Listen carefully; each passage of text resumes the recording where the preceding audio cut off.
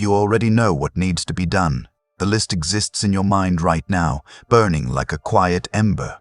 You know with absolute certainty that if you executed those tasks with cold precision, without emotion, without hesitation, your position in the world would be unrecognizable within 6 months. You would hold more power, command more respect, accumulate more resources, and finally experience the peace that comes from total control. But you do not do them. Instead, you remain paralyzed. You refresh the same websites. You bargain with your own consciousness. You tell yourself you will begin in 5 minutes, but 5 minutes becomes an hour, and an hour dissolves into another day of strategic failure.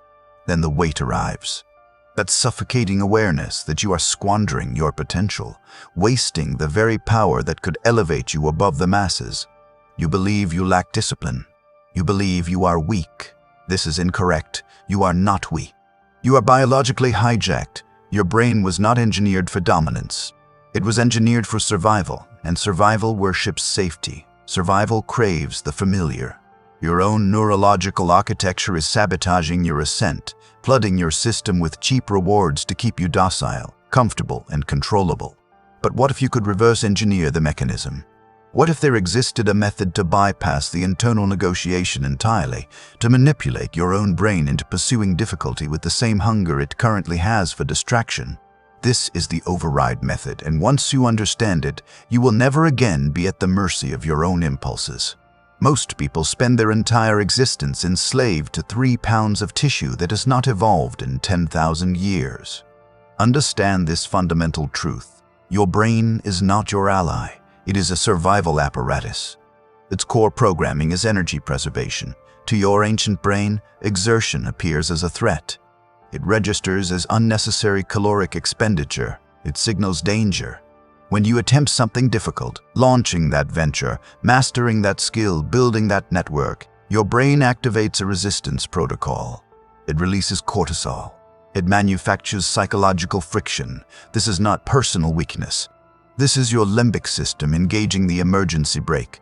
This is why willpower fails. You are fighting millions of years of evolutionary programming with a temporary emotional state. It is a battle you cannot win through force alone. The modern world has weaponized this vulnerability against you. We exist in an era of manufactured comfort. Everything has been optimized for frictionless consumption. Food materializes at your door. Entertainment streams endlessly. Validation arrives with a single tap. We are drowning in unearned dopamine. Your brain has been conditioned to expect reward without effort. You have become neurologically soft. When confronted with a task requiring sustained focus with no immediate gratification, your brain enters panic mode. It demands the pacifier. It screams for the device. This is the condition of the modern human. Sedated, distracted, a consumer rather than a conqueror. But there is a vulnerability in the system, an exploit. Neuroscience labels it neuroplasticity, but that term fails to capture what we are truly discussing. We are talking about cognitive warfare. We are talking about reprogramming your impulse architecture. The override method is not about resisting the urge. It is about reversing the polarity. It is about conditioning your brain to interpret the pain of effort as safety and comfort as the actual threat. Because comfort is the threat. Comfort is the slow assassination of potential. If you are still watching this, you feel it. You feel the suffocation of mediocrity. You understand that if nothing changes, you will reach the end of your life filled with rage at opportunities you never seized. So how do we reprogram the machine? How do we make the brain crave the forge? We must initiate a blackout. You cannot hunger for difficult things while gorging on cheap stimulation. Imagine someone who consumes sugar at every meal. If you offer them something bitter, they will reject it. It lacks sweetness. It requires effort to consume. Your brain is that person, and the digital world is the sugar. Before you can implement the override method, you must restore baseline sensitivity. You must reset your neurological threshold. This is the part that separates those who understand power from those who merely fantasize about it. You need to weaponize boredom. Boredom is not a flaw in your system. It is a biological signal that action is required. Historically, boredom drove humans to hunt, to build, to conquer territory. Today, the instant a microsecond of boredom emerges, you reach for the device. you anesthetize the signal. By doing this, you are castrating your ambition. To manipulate your brain, you must first starve it. You need to sever the supply of cheap dopamine. I am not suggesting a temporary digital cleanse for a weekend. I am describing a structural reorganization of your stimulus environment. Stop flooding your ears with constant audio during every transition. Stop consuming content while eating. Stop scrolling before sleep. Sit with the void. When you remove the constant stimulation, the brain begins to panic. It craves input. And if you refuse to provide the cheap substitutes, if you deny the device, the pornography, the processed food, eventually the brain becomes desperate. It grows so hungry for stimulation that even demanding work becomes attractive. This is the secret of those who dominate their fields. They are not naturally more disciplined than you. They simply do not have superior alternatives. They architect their environment so the only available path is the work itself. When you are starving, plain food becomes a delicacy. When you are dopamine deprived, challenging work becomes thrilling. You must lower the water level to reveal the rocks beneath. Ask yourself right now, what are you using to numb your strategic mind? What is your sedative? Is it gaming? Is it news consumption? Is it observing the lives of others instead of constructing your own? Identify it and eliminate it. This is not punishment. This is resource allocation. Your attention is finite. Every moment you invest in something that yields no return, you are robbing your future position of power. Once you have reduced the noise, you will experience something unusual. You will feel agitation, a restless energy seeking outlet. Good, that is your fuel. Now we ignite it. Here is the architecture of procrastination. You have a thought. I should make that call. Immediately, a second voice responds. But I am tired. I will do it tomorrow. The timing is not right. That space between the thought and the action is where power dies. That is the negotiation window. The longer you remain in that window, the louder the justifications become. The brain excels at rationalizing inaction. It will construct 1,000 logical arguments for why you should remain passive. And because you are intelligent, you will find them persuasive. The override method requires you to collapse that window. You must install an execution trigger. The rule is simple. Once the thought of a necessary action enters your consciousness, you have exactly 3 seconds to physically move your body toward that task. Not 3 minutes. 3 seconds. If you wait beyond 3 seconds, the limbic system fully activates. The fear engages. The negotiation begins, but if you move before the 3 seconds expire, you ambush your own resistance. You act before the defense systems can deploy. This is how you exploit the hardware. You do not wait to feel prepared. You will never feel prepared. Feeling prepared is for amateurs. Novices wait for inspiration. Professionals execute. Consider this scenario. You need to write that proposal. The thought appears. 3, 2, 1. You stand. You move to the desk. You open the document. You are moving faster than your emotions can form. Motion generates emotion. We assume we need to feel motivated before we act, but the research demonstrates the opposite. We need to act to generate motivation. Action produces the dopamine. When you deploy the 3-second execution trigger, you are declaring to your brain that we do not negotiate with internal terrorists. And make no mistake, that voice of hesitation, it is a terrorist. It is holding your potential hostage. Each time you override the hesitation, you are rewiring neural pathways. You are strengthening the prefrontal cortex, the executive center, and weakening the amygdala, the fear response. It will be uncomfortable initially. Your brain will protest. It will suggest you check something first. Ignore it. Move. This is how you build credibility with yourself. Self-confidence emerges from keeping commitments to yourself. Every time you count down and move, you are proving you control the machine. You are proving you are the operator, not the operated. Now we go deeper. We shift from mechanics to philosophy. Why do you avoid difficult tasks? Because they are painful. They are tedious. They generate stress. But what if pain was not a signal to retreat? What if pain was confirmation that you are on the correct path? The average person interprets stress as evidence something is wrong. This is difficult, therefore I should stop. The outlier interprets stress as evidence of growth. This is difficult, therefore I am evolving. This is strategic reframing. You must condition yourself to associate friction with progress. Consider physical training. When you lift weight and your muscles burn, do you interpret this as injury? Do you stop immediately? No. You recognize the burn as growth. You understand the microscopic tears in muscle fiber are the mechanism of strength development. You have successfully reframed physical pain as a positive indicator. Now apply this framework to everything else. When you sit down to execute and feel that wall of resistance, that urge to check your device, that mental fog, visualize that sensation as cognitive training. That friction is the repetition. If it were effortless, it would not be transforming you. The brain learns through pattern association. If you consistently tell yourself, I welcome this difficulty, I embrace this resistance, this is where weakness is expelled from my system, you eventually reprogram the biological response. Some call this mental callousing, others call it shadow integration. You are taking what you fear and making it your territory. When you find yourself engaged in something demanding, speak this aloud. This is what separates me. Because it does.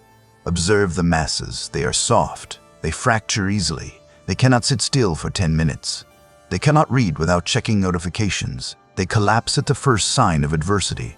By simply enduring the friction, you are entering the top percentile of humanity. The pain is the gatekeeper. It filters out the pretenders. If the path to power were comfortable, everyone would walk it. It is the difficulty that creates the value. So when the pain arrives, do not retreat. Lean into it. Smile at it. Treat it like a familiar opponent testing your resolve. Is that your best effort? This shift in perception is the override. You stop seeking the easy path and start seeking the steepest ascent because you understand the view is superior from the summit, and the only route to the summit is through the struggle. Habits are useful, but identity is supreme. You will never consistently execute difficult tasks if you perceive yourself as a lazy person attempting to be productive. That is internal conflict. Your identity will always prevail. If you believe you are lazy, you will sabotage your own progress to maintain consistency with that belief. To reprogram your brain permanently, you must assassinate your old identity. You need to adopt a new archetype. You are not a person trying to work. You are an operator. You are a strategist. You are a builder. Eliminate the language of the victim. I am trying. I am struggling. This is hard for me. Delete these phrases permanently. Replace them with the language of sovereignty. I require. I execute. I am. When you wake, you do not ask what you want to do. Your wants are irrelevant. What matters is what is required. Does a general ask if he feels like commanding? He has a mission. Does a surgeon ask if he feels like operating? He has a patient. You must approach your life with the same professional detachment. You are both the commander and the soldier. The commander establishes the strategy. The soldier executes it. The soldier is not permitted to question the commander's orders. This detachment is liberation. It removes the emotional burden of decision-making. You do not decide whether to train. The decision was made by the commander version of you the night before. You simply execute. This is the flow state that elite performers describe. It is the absence of self-doubt. It is the absence of internal debate. It is pure execution. To anchor this identity, use environmental triggers. Use uniforms. When you sit at your workspace, wear specific equipment. When that equipment is on, you are the operator. You do not browse. You do not socialize. You work. When you train, wear the same clothing. That is your armor. Condition your brain to shift modes based on environmental cues. You are creating a Pavlovian response to your own existence. You are training yourself like an animal. And I mean that with complete respect for the process. The primitive part of your brain is an animal. It requires commands. It requires structure. It requires clarity about who holds authority. Be the authority. We discussed starving the brain of cheap dopamine. Now let us discuss the superior alternative. The dopamine from scrolling social media is hollow. It evaporates in seconds and leaves you feeling empty and anxious. But the dopamine from completing a demanding task, that is different. That is serotonin. That is pride. That is deep, lasting satisfaction that settles into your nervous system. The override method is not about eliminating pleasure. It is about trading cheap pleasure for deep satisfaction. You must learn to crave the aftermath. When you are facing a cold shower or a blank page or a difficult conversation, do not focus on the act itself. Focus on how you will feel 10 minutes after completion. Visualize the walk after a brutal training session. You feel light. You feel powerful. You feel like you conquered something. Visualize closing the laptop after 4 hours of deep work. You feel entitled to your rest. That feeling surpasses any drug. It is the feeling of competence. Your brain can be trained to pursue that feeling. This is the reward loop. Trigger, the difficult task appears. Override, 3-second execution trigger. Action, lean into the friction. Reward, the deep peace of completion. If you repeat this loop sufficient times, the brain begins connecting the difficult task with the deep peace. Eventually, you will feel anxious when you are not doing difficult things. You will feel imbalanced when you take time off. People will call you obsessed. They will label you a workaholic. They will not understand. They will assume you are punishing yourself. They do not realize you are the only one actually experiencing fulfillment, because there is no fulfillment in mediocrity. There is no satisfaction in wasted potential. There is only a persistent hum of misery. True satisfaction is the byproduct of effort. The brain wants safety because it is predictable. The soul wants meaning because it is essential. The override method is simply the mechanism you use to let the soul win. Let us explore the darkest corner of this framework. Why does this actually matter? Why not simply live a comfortable, easy existence? Why not accept average? Because you understand at a fundamental level that you are capable of far more. There is a concept in philosophy about the necessity of danger. A harmless person is not virtuous. A harmless person is merely weak. A virtuous person is a dangerous person who has their power under disciplined control. Executing difficult tasks makes you dangerous. It gives you capacity. It gives you agency. When you override your brain, you are demonstrating that you are not enslaved to your impulses. If you cannot control what you consume, you are enslaved. If you cannot control where your attention flows, you are enslaved. If you cannot force yourself to execute what you commit to, you are enslaved, and slaves are never fulfilled. The ultimate objective of the override method is sovereignty. It is about becoming the absolute ruler of your internal kingdom. There is a war occurring inside you right now. It is a civil war between your higher self and your lower self. The lower self deploys fatigue, distraction, and fear to maintain control. It wants you to remain in the cave. The higher self wants you to ascend. It wants you to burn brightly. Every time you choose the difficult path, you are feeding the higher self. You are giving it weapons. You are giving it territory. And if you do this enough consecutive days, the lower self begins to starve. It shrinks. It loses its voice. It never completely dies. The shadow is permanent, but it is no longer the master. It becomes the servant. Imagine the version of you that exists 5 years from now. If you apply this method every single day, imagine the skills that person possesses, the physique, the resources, the composure, the authority. That person is waiting for you to stop negotiating. That person is demanding. You count down. 3, 2, 1. You now possess the framework. You understand a biological betrayal. You recognize that comfort is a prison. You have the 3-second execution trigger. You understand how to reframe pain as power. But knowledge is not power. Knowledge is potential. Power is execution. This video is about to end. And when it does, silence will flood back into your space. And in that silence, you will face a choice. Your brain will immediately attempt to serve you another video. It will try to keep you in the consumption cycle. It will try to sedate you again. Do not permit it. The moment this screen goes dark, I want you to select one thing, one difficult task you have been avoiding. And I want you to attack it. Not tomorrow. Not later today. Now. Use the agitation you feel in this moment. Use the clarity, use the anger at your own unrealized potential. Override the system. 3, 2, 1. Move. If this opened your eyes, understand this is only what can be shown publicly.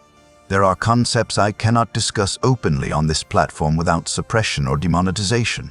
The algorithm buries the most powerful information. Those exist behind the join button. If you are still here, you are different from the others.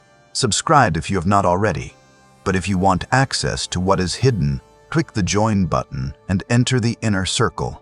You will unlock exclusive, uncensored content that explores the deepest aspects of power psychology, the techniques of strategic influence, the shadow work that deconstructs you to reconstruct you stronger, and the forbidden philosophy that governs the world. Most will not. That is precisely the point. The masses will continue negotiating with themselves, continue seeking comfort, continue wondering why others seem to possess some secret advantage. You now know the secret. It is not talent. It is not luck. It is not connections. It is the willingness to override your own biology in service of your strategic objectives. It is the capacity to move when every fiber of your being wants to remain still. It is the discipline to choose difficulty when ease is available. This separates those who accumulate power from those who merely admire it from a distance. Every master you have ever observed, every person who commands respect and resources, every individual who seems to operate on a different level, they all discovered some version of this method. They all learned to manipulate their own neurological reward systems.